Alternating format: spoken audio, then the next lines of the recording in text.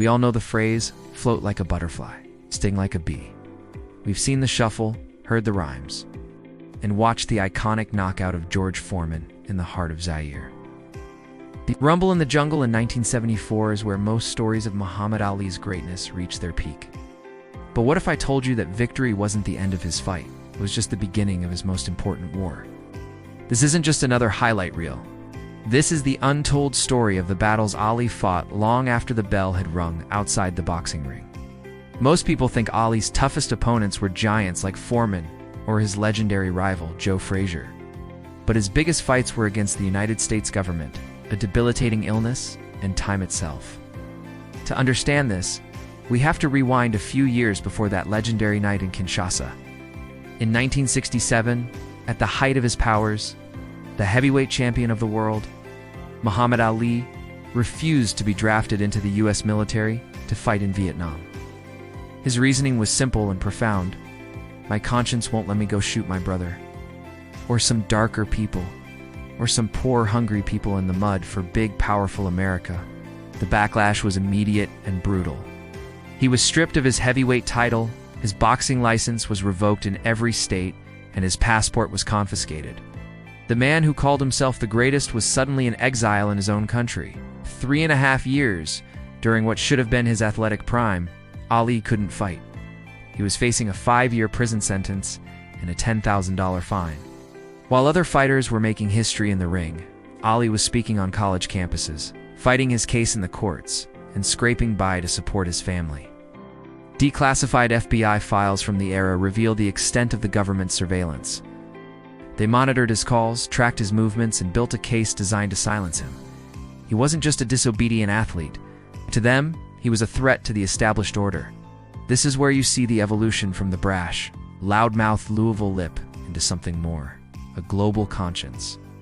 He sacrificed his career, his prime years, and nearly his freedom for his principles. Finally, in 1971, the Supreme Court overturned his conviction in a unanimous decision. Ali was free to fight again. It lost 3.5 years, but he had won a much larger battle for civil rights and personal conviction. This is the context that makes the Rumble in the Jungle so monumental. When Ali arrived in Zaire in 1974, he wasn't just fighting George Foreman, a younger, stronger, seemingly invincible champion. He was fighting for his legacy, for his reputation, and for every belief he had been punished for. Foreman had demolished Joe Frazier and Ken Norton, the only 2 men who had ever beaten Ali. The odds were stacked heavily against the 32-year-old Ali. Experts gave him almost no chance. Behind the scenes, the pressure was immense. His trusted cornerman, Bundini Brown, later shared intimate moments from the dressing room. He revealed that beneath all the bravado and poetry, Ali would sometimes whisper, "I'm scared." He was human. He understood the danger. But he also understood the symbolism of this fight. What happened that night was strategic genius. The famous rope-a-dope wasn't just a tactic, it was a metaphor for his life. He let the powerful Foreman punch himself out, absorbing the punishment, bending but not breaking. Just as he had absorbed the blows from the American system for years. And then, in the 8th round, when his opponent was exhausted, he unleashed a flurry of punches and reclaimed his title. The world saw a boxing victory, but it was so much more. It was a vindication. The man they tried to erase had come back and conquered the world. But the story doesn't end there. Winning the title back set the stage for one of the most brutal and defining fights in boxing history. The Thrilla in Manila against Joe Frazier in 1975, this was their 3rd and final encounter, and it was a war. For 14 rounds, the 2 men pushed each other to the absolute limits of human endurance. The heat was suffocating. The punches were relentless.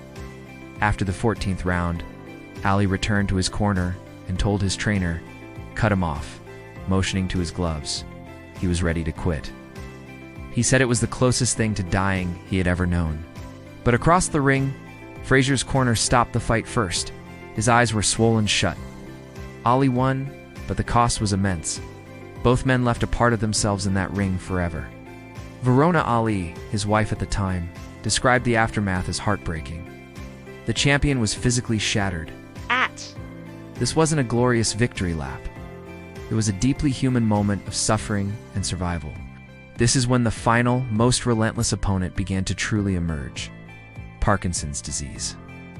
While he wasn't diagnosed until 1984, years after he retired, doctors now believe the initial symptoms, the slurring of his speech, the slight tremors, were already present in the late 70s. Every punch he took in those later fights, every brutal war, like the one in Manila, was chipping away at his health. He fought for too long, taking on punishing bouts his body could no longer handle. He was a warrior who didn't know when to leave the battlefield. The price he paid for his defiance, for his career, was his own well-being. But his fight didn't end with his retirement or his diagnosis. The tremble in his hands became a new kind of symbol. When he lit the Olympic torch in Atlanta in 1996, shaking but resolute, the world saw something beyond a broken-down boxer. They saw unbreakable will. They saw a man who had faced down giants, governments, and disease, and was still standing. He was no longer the brash champion, but a silent, powerful figure of peace and resilience. Muhammad Ali forced America to look in the mirror. He challenged its wars, its racism, and its definition of patriotism. He showed that true strength wasn't just about how hard you could hit, but about what you were willing to stand for, no matter the cost. The story of his life after 1974 is not a tragedy. It's a testament. It's the story of how a fighter's defiance turned him into a global icon, and how his greatest battles were fought not for a title, but for humanity. He floated like a butterfly and stung like a bee, but most importantly, he showed us all how to stand. Thanks for watching.